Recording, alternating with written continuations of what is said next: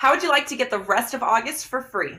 The NFL has 16 preseason games on Thursday. College football season starts this Saturday, and the MLB pennant races are heating up.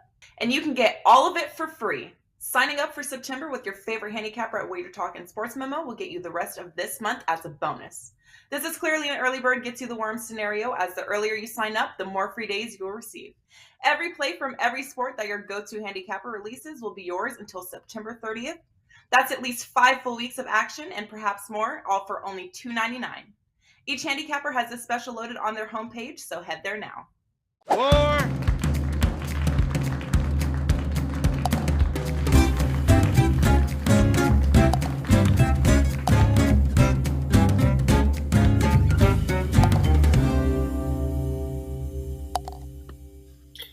Hello, guys. It is the final week of the PGA Tour season. The Tour Championship is here. We are back for another episode of Tea Time from Vegas, and we're going to break it all down. With me, I'm Nick Moore of WagerTalk.com. With me, as always, my cohort, partner in crime, Andy Lang, also of WagerTalk.com. Freshly back from Vegas. Sexy smoker voice and all. A lot of screaming, a lot of yelling all weekend. Andy, how are you doing, my friend? Yes, I apparently left my voice at the Westgate. If anyone has found it and could ship it back to me, overnight it, yeah, I'd appreciate it. No, it was a great week, and a little sad to hear it, Nick. Last tournament of the season, but it should be a good one. Unfortunately, no Zalatoris. That is a real bummer. And I was looking at these scores. There's a real gap now up at the top.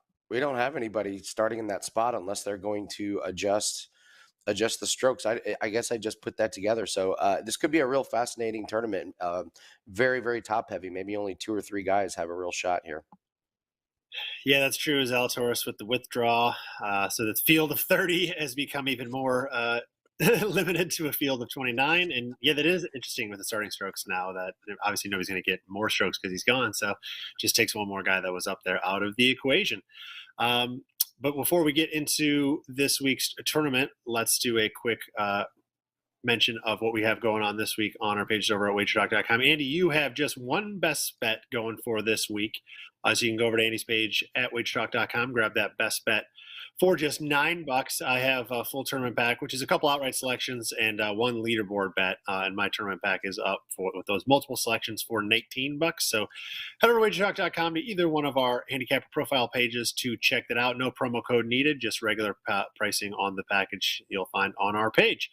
All right, Andy, before we get into the Tour Championship, let's do a quick breakdown of last week's BMW Championship, our best bets and worst bets from last week. I'll let you start off first. How'd you do last week? What was your best? What was your worst? Well, with these watered down fields, I go even more low volume. So I just played one play. Unfortunately, it lost. So it was Tom Kim versus Shane Lowry. I was trying to ride the momentum of Tom Kim, but it really came to a crashing halt last week. He was terrible. I mean, Lowry had a really good first round, but wasn't great after that. But it was a loss. It was the only play I had, so it wasn't a huge one. But yeah, 0-1 kind of stung. So looking to rebound this week. How about you? How'd you do? Yeah, and neither one of those players in the field this week. Lowry, as hot as he was all year long, it's kind of odd. He never ended up winning, so it makes sense he's not here. But kind of odd that he is not in this week's field.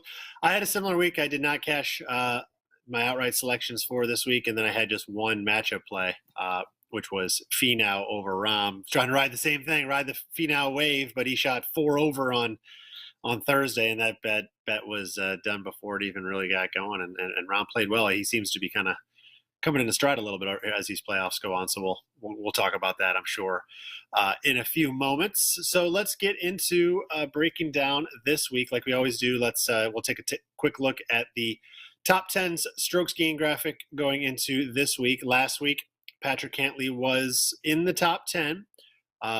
Before that, if you read, I had posted an article on Wager Talk News where I showed the same graphic like we always do in the show, and he was in that list. So the streak continues where the winner, we just keep producing winners out of this graphic all year long. It's been very, very impressive. In fact, besides just having the top 10, there's been 3 other guys that finished that entered the tournament either 11th or 12th heading in. So of the top 10, it's been 21 of 33 events, Andy, and with those other three, it's 24 of 33 events this year that they've been ranked inside that top 12, which is usually the notables field, as you can see on the screen. But as we take a look here at the names on the list, I mean, Tour Championship, it's everybody that's been playing well all year. So this graphic is literally the guys that are starting, atop the leaderboard with the strokes. Obviously, I have Will Zalatoris in the graphic here. We didn't have the news that he was updated, so you can ignore him. But otherwise, it's Rory, it's Scottie, it's Cam, it's everybody that's got the starting stroke. So it's basically your top 10 guys starting this field. No surprise either way. I will make note, though, quickly on the odds here that you're seeing. So these are the odds with the starting strokes into play. So obviously Scottie Scheffler starting with a 2-stroke lead over Cantley has very, very low odds, plus 250 for the week. Most books, I know DraftKings has it, I know Bet365 has it, but MGM, most books will have a winner without starting strokes. So do pay attention. That's more like a normal betting tournament. Of course, the confusing part with that is you're never going to see that on the leaderboard. The leaderboard is always going to show the score. So it's going to include the starting stroke. So if you're going to bet the winner without starting strokes, you're going to have to kind of do math throughout the tournament on your own and look at the final round scores and add up. So it becomes a little bit of a legwork to figure out where you actually stand. But you should have a pretty good idea knowing where your guys started and where they are at the current position. But just do keep that in mind. There are two ways to attack outright betting this week, and I would be very surprised if we don't see one of these guys come out on top. And I don't even know if I can count it technically as another top 10 win, considering that they basically are starting with a big lead this week. But let's get into quickly the tournament and the field. Andy, as always, I'll let you go first. What should the viewers know about either the field or the course, which is, of course, East Lake this week? I'll start with the field. So, you mentioned Scheffler's going to be starting at 10 under. Patrick Cantlay 8 under, and then I don't know if they're going to change it, but Will Zalatoris was supposed to be 7 under, Schauffele 6 under, and then Burns 5 under. I mean, that's you got Schauffele, Cantlay, and Scheffler. I don't know. Maybe those guys are the ones that are really going to have a shot. I mean, then you get down to 4 under, and this is Cameron Smith, McIlroy, Finau, Straka, Im. They need to shoot 6 under just to catch Scheffler. So that Will Zalatoris withdrawal, if they leave it blank, it's a really important big gap there. So I personally don't trust Scottie Scheffler. I think Cantlay or Schauffele reels him in. I'll get to that in players I think that can trip you up, but those are the ones I think you're realistically looking at. So you already mentioned it. It is so important. You have to check your book's rules on your head-to-head matchups. You have to know if it includes the strokes that they start with or if it's 72 holes only. You do not want to get burned on this. So the field, the field's, it's a longer par 70. There's a par 5 that's easily reachable, and then there's another one that only the longest guys are going to be able to go. But really, you got to hit the fairways here. The rough is pretty tough, and the greens are going to be fast. So if you're putting the ball consistently in the rough off the tee, you're going to leave yourself tougher approach shots, and then you're going to have pretty hard downhill putts that are pretty hard to navigate. You get a hot putter going in any tournament, obviously you can make up ground if you're wayward off the tee, but I believe this was the 3rd hardest course last year to hit fairways. So I'm going to expect the winner is going to be hitting a really, really high percentage of fairways, and they're not easy to hit. If you're accurate, you're going to get a lot of roll, and you're going to give yourself pretty easy approach shots. But you missed fairway. There's not a lot of rolling, so you're going to end up with shorter drives, harder approach shots. We've seen sometimes this course, they can go really low. I'm not really sure what the scores are going to be this week because, quite frankly, I don't trust a lot of these guys. I think it's pretty hard to find the guys that are playing great and who's got the possibility to go low. But for me, it's going to be a hot putter and accuracy off the tee. Yeah, I mean, it's going to be hard to separate. These are all the best players in the world. They're all the elite ball strikers, right? So ball striking, well, basically it's the most important metric, any given week, it's hard to really get a difference between the guys. So it's going to come down to putting, who can make the most putts this week. You mentioned the starting strokes of those top guys and, where the winner is likely to come from. It's obviously going to be those 4 names you mentioned It's only been 3 years since they've done the starting strokes. Each of the last 2 years, Patrick Cantlay last year and DJ the year prior, both won from the pole position. So they started at 10 under and they went on to win. Rory in the very first year actually started at 5 under, so that's where Sam Burns sits, but that was the furthest deficit to be overcome. So it's hard, at least with the starting strokes in mind, to look past that number to find an outright winner. But if you go to the just the lowest gross, or the winner without the starting strokes, Ram and Na tied last year, 14 under. You had Xander 15 under 2 years ago and Rory at 13 under. So 13, 14, 15 seem to be the scores over the period of 72 holes. So to keep that in mind as well. Since I mentioned Kevin Na and John Rahm tying last year, it is unique that this week, if you do an outright bet, right, on without starting strokes, technically you could have a tie, right? So this is the only event of the year where an outright bet could result in a dead heat rule type of result. So do keep that in mind when looking at that type of a bet this week as well, because they will not be playing off for the guy that finishes 3 shots back, even though they had the lowest 72-hole aggregate score, because that doesn't matter. So I was doing my numbers. It just dawned on me in the middle. I'm like, oh yeah, wait a minute, this could happen. So I'm going to pass that along. East Ender every year. It has been for a lot of years. It's a tough course. You mentioned it, Andy. It is going to be, it's a stock par 70. It's only got 2 par 5s. It plays pretty long, 7,300 yards. Greens are average 6,000 square feet, which is literally right on the average of all PGA Tour stops through the year. Really, over the years, the tee shot matters more so not from distance, but from positioning in the right spot, because some of the pins they have to get at, so you got to have that right approach angle hitting in. But as I mentioned before, I think it's going to come down to putting this week. Who's going to have the hottest putter, because these are the best ball strikers in the world. The one little, layer I'll add into driving this week is, unlike last week where they were playing in Delaware, this week being in the South, it is Bermuda wall to wall. So rough is a little bit unpredictable off the fairway. So if you're missing fairways, you can get, screwed a little bit as far as your lie in the rough goes, because anybody that plays in Bermuda knows that sometimes the ball will sit, but sometimes it'll fall right to the bottom as well, and you never really know exactly what's going to happen. So could be put a little bit more emphasis on accuracy off the tee, but really it's just going to be positioning yourself the right way.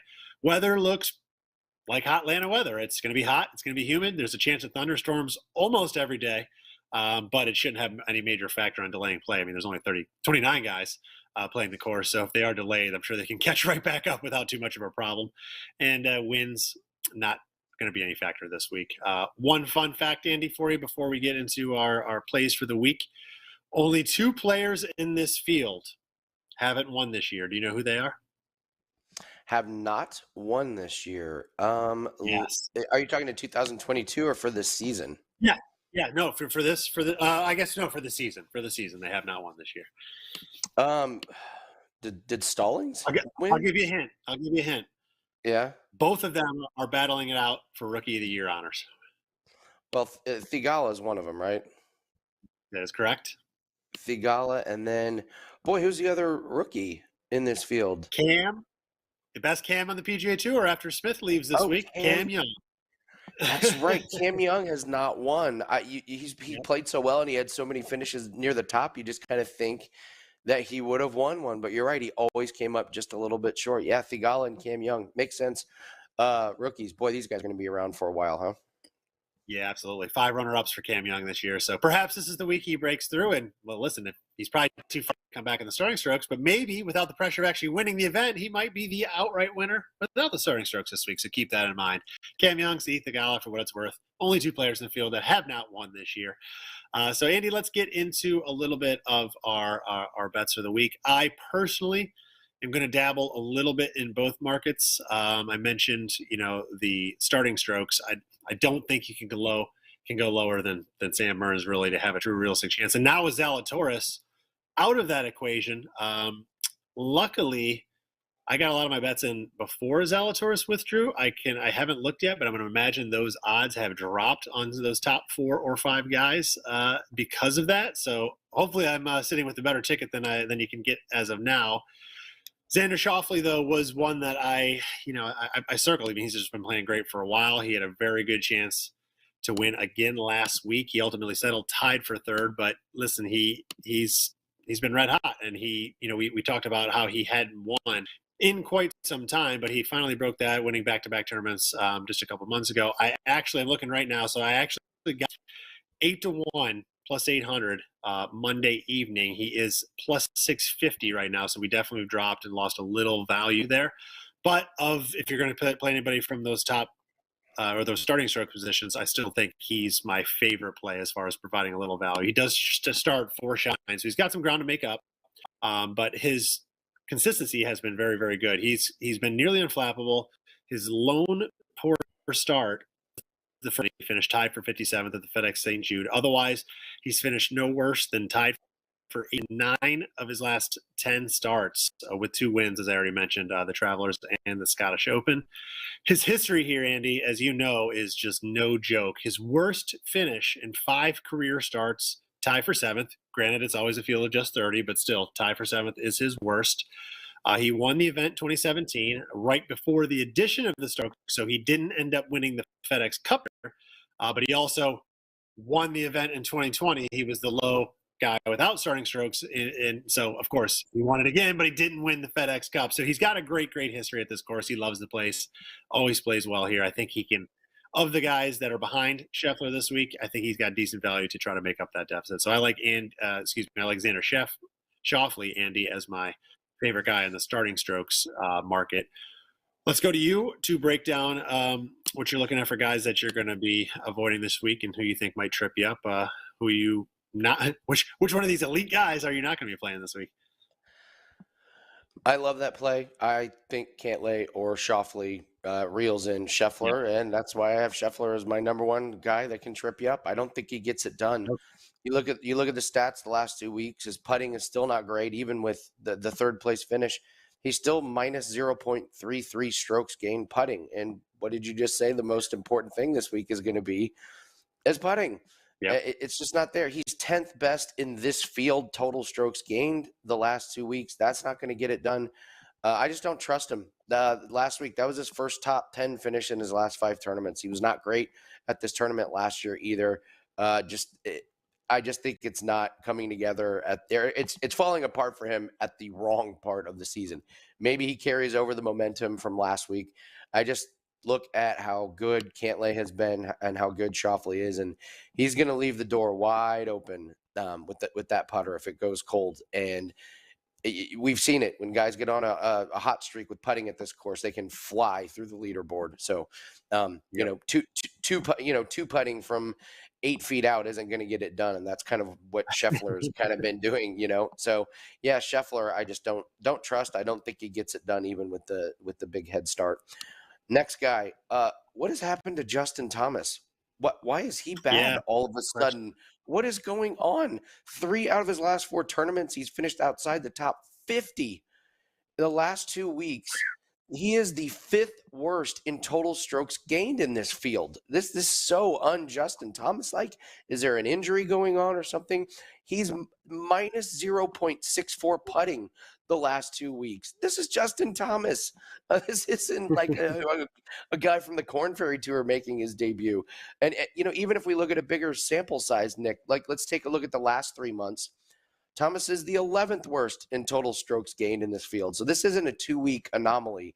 He's really, really been struggling with his game. It looks like it's putting, but it's strange. We're in the playoffs, and they're showing, obviously the TV coverage is on the leader, and Justin Thomas is just nowhere to be found. So ice cold at the worst possible time. No way you can make a bet on Justin Thomas at this. And I know people are going to because he's got a great track record here. He's never finished outside 9th. I think he's gonna fall down the leaderboard. So Scottie Scheffler, Justin Thomas, 2 guys I think can trip you up. Should never be in your lineups, and the value's just not going to be there. And I don't think they return value. So stay away from Scheffler and Thomas. No argument for me, either guy there. They are not on my card. In fact, I'll have a precursor to my best is a fade of Scheffler. So I'm totally in agreement with you there, and I'll add some information to him as well. So definitely good selections for you, Andy, there. I'm going to go to another play I'm looking at. So I talked about an outright winner this week with the starting strokes, and then I'm looking at an outright winner without the starting strokes. and that is John Rahm, who has not been a guy that I have been looking on the outright market for quite some time, maybe the very beginning of the season when he was playing a little bit better, but it's been a while.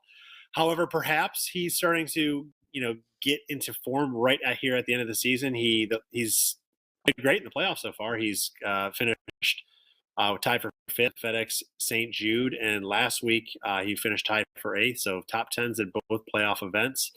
He would have cashed this bet, Andy, last year, finishing with a 72-hole score of 14 under par, which was tied for Nah, so I would have had to split that winning into two. But he finished one shot back of Cantley overall. He was just too far to make up the ground.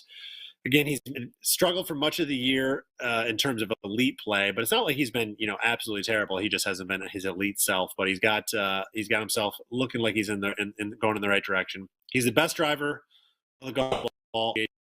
1 strokes gained off the tee, and he's number 2, Andy, in greens and regulation. So all year long, number 1 off the tee, number 2 greens and regulation. The formula is for simple for this guy. If he makes putts, he's going to win, or at least he's going to be very, very close. And maybe just as the last couple of results, he's got them clicking. The last round, 2 rounds of the BMW. This is I always like to look how somebody finishes, right? So he didn't get off to the best start last week, but he birdies and no bogeys Saturday and Sunday. This last week at the BMW, so that's a pretty good sign for me that perhaps he's going to be able to carry that over into this week. And he's always played pretty well here at East Lake. So 10-1 on Rahm. I think that's dropped to 9-1. I'm seeing right now after the Zalatoris withdrawal, but still as a winner without starting strokes, I think he's got a pretty good chance this week. Andy, DraftKings. I'm not even sure how the lineups work this week, and I guess is it different? What do we need to know this week on DraftKings? Okay, I will read this verbatim from DraftKings. This is right from their rules. Golfers in the field have been assigned an initial starting position based on their FedEx Cup standing. This starting position will affect fantasy points for finishing position only. So you're going to get you're going to get your normal points for birdies and pars and bogeys. But again, this starting position will affect fantasy points for finishing position only. I got to be honest, Nick. I tried to make a lineup.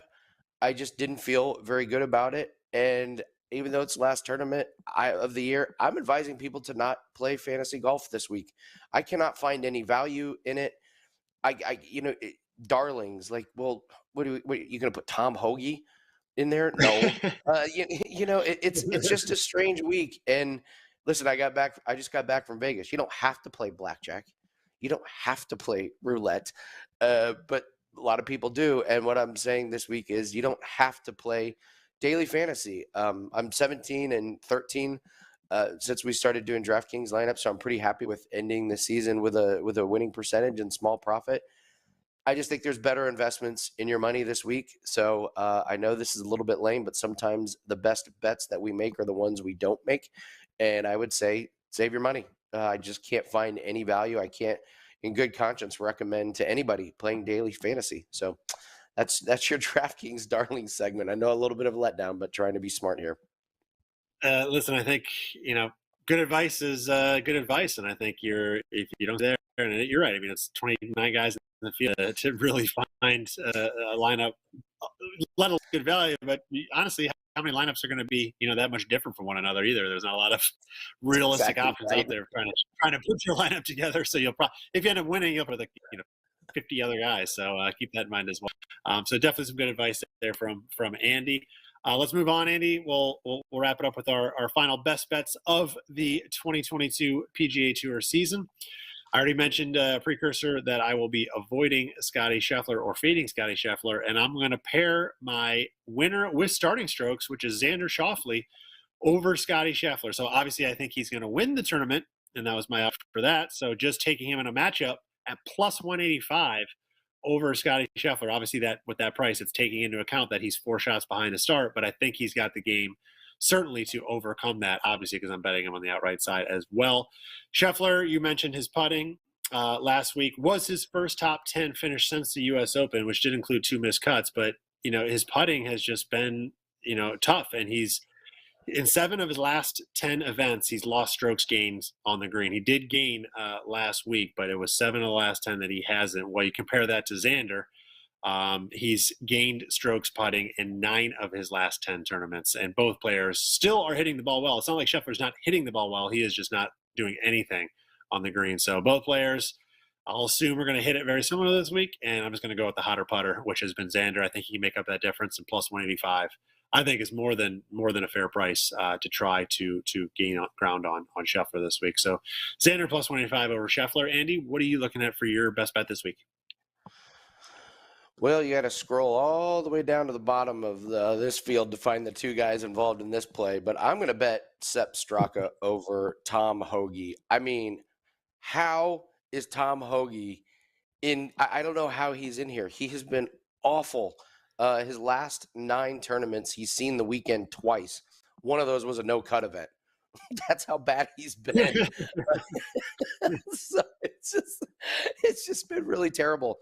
So we start off with a fade of Hoge, and they give us Sepp Straka, who he's been on hot streaks, he's been on cold streaks, but I like what I've seen from him the last 2 weeks in the playoffs. Hoge finished miscut 48th last 2 weeks. Straka's finished second and 28th. Over the last 2 weeks, this is going to blow everyone's mind. Sepp Straka has the second best total strokes gained in this field behind only Jon Rahm. So your top 2 strokes gained in the last 2 weeks, it's Jon Rahm and Sepp Straka. Hoge, dead last. Straka's Straka's total strokes gained in those 2 weeks is plus 2.44. Hoge's is plus 0.18. Straka is ahead of him, Nick. This is legit every major category strokes gained. And I played this on Bet Online. It's 72 holes only, so it's just a straight up head to head. They have Hoge as the favorite. You're getting even money on Sepp Straka over Tom Hoge. This is an absolute no brainer for me. We get to fade the big sandwich Tom Hoge with Sepp Straka. That is easily my best bet for this week. Did you just call him the big sandwich, the Hoagie? That is great, man. I have not heard that nickname. I love it. Yeah, me and my buddy call him the big sandwich. Oh my God, I love it. Listen, that is. I mentioned Rahm because I knew he was, but 2 top 10s. I didn't realize Straka, but it makes sense because he's had 2 good finishes too. Is second with strokes gained over the playoffs. So I love that bet, Andy. I am going to give you full credit, but I am stealing that one from you, and I will be playing that and making money on that one as well because I fully am in on that bet. So that's a great find, and I appreciate you. See, listen, even I will learn from Andy. Well, I usually learn from Andy every week, but even I will steal from Andy from time to time because he's good at this, and I appreciate the info. Definitely a good find. You mentioned something. How is Tom Hoge in here, but Shane Lowry is not? How is that possible? What's this point Hoge system? was one of my outright cashes this year. He won. I mean, you get you 500 points, and it's sometimes enough just to get you over the fence. But that's all it was. He had that. It was that February, maybe January. I can't remember about January, but February and March stretch where he was playing really well, and then he won the Goofy Pro-Am. Yeah, correct. Yeah, the Pebble. Yeah, correct. So. 7 hour rounds at the Pro-Am. He was in. Do we want to venture low score for the tournament here? A guess on I mentioned what they have been the last 3 years, but I'll let you go first if you want to take a guess on what you think the low winning score. I guess without starting strokes, what do you think the low score is going to be? Without starting stroke, see, this is interesting because they're playing a lot of chess here. It's Sure. It's going to come down to head to head, so sometimes they may not be super aggressive. I'll go with somebody getting a hot putter. Cantlay and Schauffele. I think they can get to. I'll go minus 15. I think that's right. The number. I'll go a little under that. I'll go 13. But I think we're both in the same ballpark. It's going to be right around that. Right around that number. Andy, I want to throw you one curveball before we end here. Cam Smith, what do you make of him this week? Obviously, with the big distraction of everything going on, what are we going to see out of Cam this week? I think you're going to see him kind of. I think he's going to start out wanting to be in a little bit of FU mode, but if he doesn't get it going in round 1, I would look for him to kind of lose his focus. So if you see a big, I'll tell you what. If you see a big round out of Cam Smith in round 1. To me, that would signal he's all in and he's going to try and go out with a bang. maybe he might be a really good round 2 head-to-head matchup if we see him good. But if he looks disinterested, not focused, he might be a good fade in round 2. So I would not bet anything on him in head-to-heads or anything. But I think round 1 will tell us everything we need to know where his head's at. Yeah, I mean, I know he's getting a big payday from Liv, but it's still a pretty dang big check if you win this event this week. I don't even know what is the winner getting. It used to be 10. What's the winner get this year? Is it 15? Oh yeah, they upped it. I got to be honest, Nick. I still can't believe some guys are still going over there after finding out in those contracts all those things that they just kind of hid from them. So much for playing less golf, so much for all that prize money as they have to work it off because they included it in part of in their signing bonuses. This was my prediction from the very beginning. Like, it's ridiculous to think they would throw that kind of money for guys to play 8 tournaments. Of course, they're going to end up demanding more and more things. And if you're making the decision now to go over, I guess I could get it from the very beginning because you're thinking, what a great deal this is. But now, seeing now that they're going to have 25 events next year, there's lawsuits involved. Yeah. By the way, you're not going to get the. Oh, by the way, you're not going to get the prize money. I'm stunned that some of these guys, after seeing this stuff happen, are now still going to make the decision go over there. Blows my mind. I think in 2 or 3 years, you're going to see a lot of guys wanting to come back to the PGA Tour so they can play less golf and be with their families. Can you imagine that? Exactly. It's not about the money. It's not about the money. It's about the quality of life. Oh my God, those guys, man.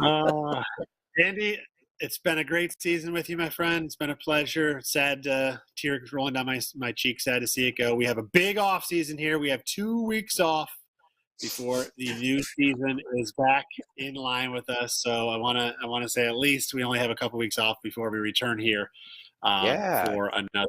Starting off with the Fortinet, and then we have the President's Cup, which is cool. That'll be a fun one to do a show on right after that. And that's daily matchups with all the fun events they do with that event. So I am looking forward to the start of next season. But it'll be a couple weeks, and then we will be back with Tea Time. Reminder for everybody: this week's pack, Andy has one this week. You can get it for just $9. Definitely worth the price of admission. He's been red hot, really, over the last 3 months, and great all season with his golf play. So definitely check that out. I've got 3 outright selections both ways, outrights on the starting strokes and non-starting strokes. And I do have a leaderboard bet as well, a best bet in there as well. Grab that for just $19. So head over to either one of our capper pages to find those. My friend, on behalf of WagerTalk.com, Tea Time from Vegas is signing out for the last time on the 2021-2022 PGA Tour season. It's been around. Make sure to hit that like button, everybody. Thank you for a great season, for tuning in with us weekly. And we will see you back for a new season in a couple of weeks.